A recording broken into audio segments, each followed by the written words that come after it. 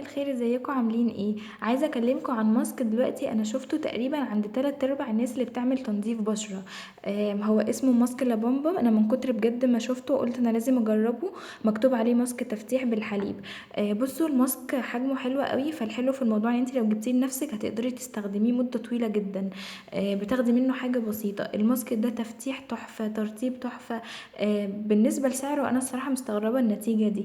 لكن كأي ماسك عموما بنستخدمه هو مش بيقعد معاكي اكتر من يومين، يعني النتيجة بتاعته عشان نلاحظ منه احسن نتيجة ممكنة بنستخدم غسول كويس قوي للبشرة نتأكد بيه ان البشرة نظيفة. نستخدم معاه سكراب بعده.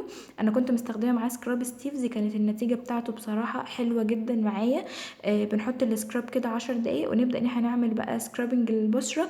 وبعد كده بنغسله ونحط الماسك ده ربع ساعة. ونغسل الماسك ونرطب البشرة. حرفيا انتوا هتلاقوا ترطيب حلو قوي، هتلاقوا فعلا تفتيح ونضارة كويسة جدا. الماسك سعره 30 جنيه. لكن الكمية بتاعته انا مش عايزة اقول لكم، او يعني انتوا لو بتستخدموه مرتين في الاسبوع انا مش هأفور لو قلت لكم ممكن يقعد معاكم 3 4 شهور مثلا. ده شكله. في منه انواع تانية، بيتهيألي الوان تانية، بس ده اللي هو بالحليب. فلو لقيتوه هاتوه بجد، هيقعد معاكم مدة كويسة وهيديكوا نتيجة حلوة قوي.